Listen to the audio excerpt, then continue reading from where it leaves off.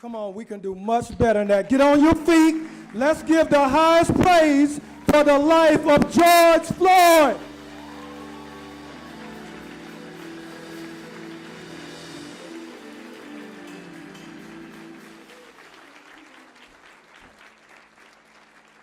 I want to say to this family, see, a lot of you probably don't understand it.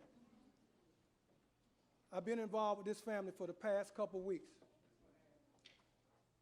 And what you see them displaying is a lot of hurt, a lot of pain,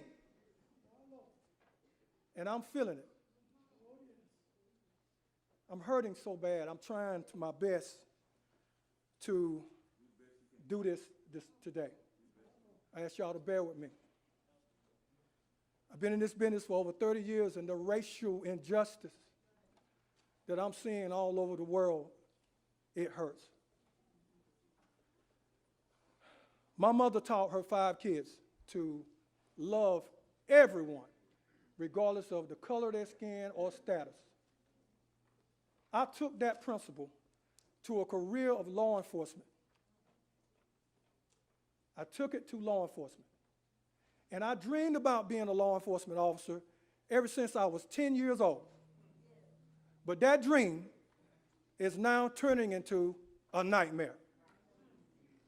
You see, I realized that if I deny all the wrong that law enforcement is doing today, I am denying the color of my skin.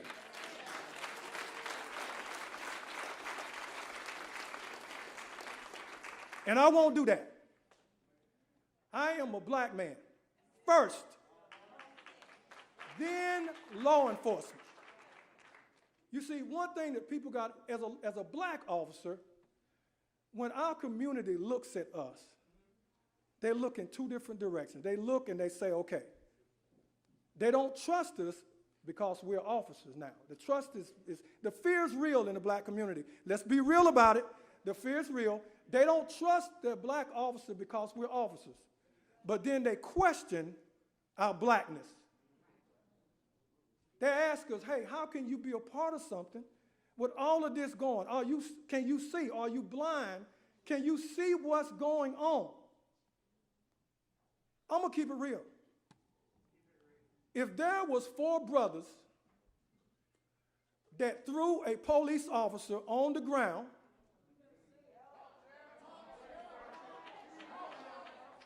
and one of them put their knee in his neck, that officer's neck, and killed him on the video while the other 3 stood around and flexed, there would have been a national manhunt for all 4 of them.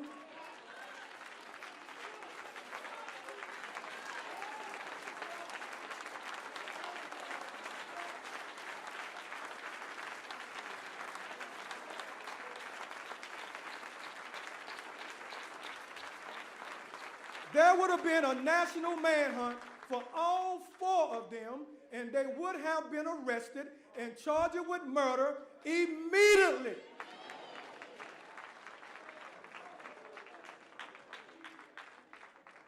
This is not good. You hear our young people walking around all over the world saying no justice, no peace. Everywhere. They said it out here. But you know what? America, you better get this. Because what they're saying, there's going to be no peace until there is justice. Now, I'm going to ask the family, give me another minute so he can sit down. I got to tell this.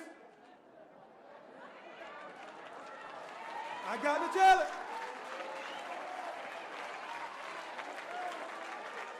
You see, let me say this. I'm going to be honest with you guys.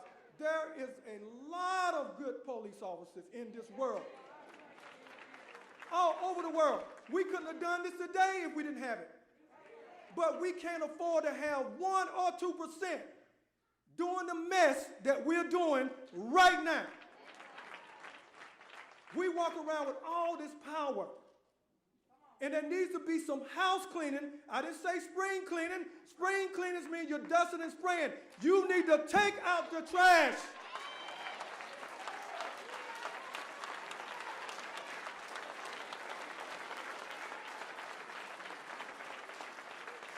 Enough is enough. I'm telling law enforcement all over the world, if you see that mess, get it out of your house.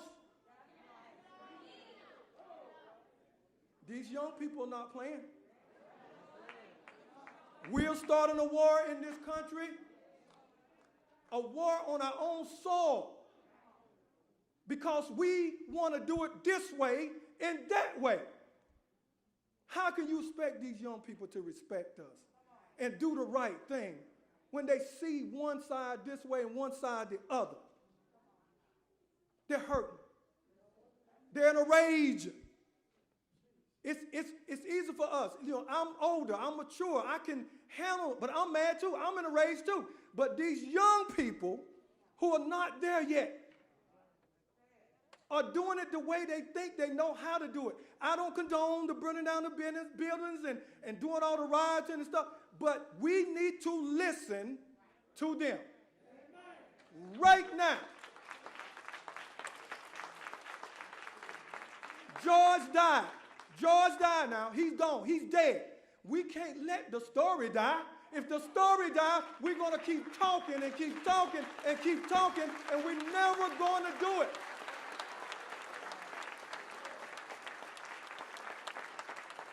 I want to say something, and I'm going to my seat. I'm saying this to all the law enforcement all over the world that can hear me. And I want you to repeat 6 words that I'm going to give you. If you need to sit down, wherever you are, law enforcement, get your cup of coffee, take a deep breath. Because if you can't say these 6 words, you know, I don't care how much you march with the groups and get on your knees and play with the children. It don't mean nothing if you can't say these 6 words. We are part of the problem. 6 words. If you can't say those 6 words, if you have trouble getting those 6 words out, we are part of the problem. Stop. We can't point fingers. And let me tell you something. I heard all the mess. Oh, you know, George this, George that. We're not here to judge. I don't care what George did. But we, as law enforcement officers, don't have the authority to bully, push people around, and kill them because we have on a badge and a gun.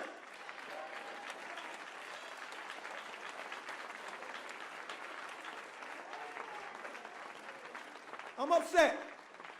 I'm upset and I'm mad. Because I'm telling you, it's got to change. We keep talking and keep talking and keep talking until it happens again. One day, and we may already be there, it's going to happen one time too many.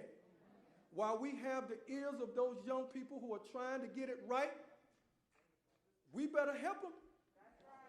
See, a lot of us are living the life that King and all the other civil rights leaders did in the past. We're living it.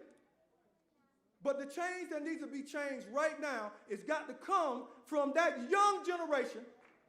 They're diverse, white, black, Latino. They all are upset. So enough of talking. Please forgive me. Please forgive me. But I'm saying what a lot of them are afraid to say. Enough. Don't let the life of George Floyd be in vain. It has become a sacrifice. We are part of the problem.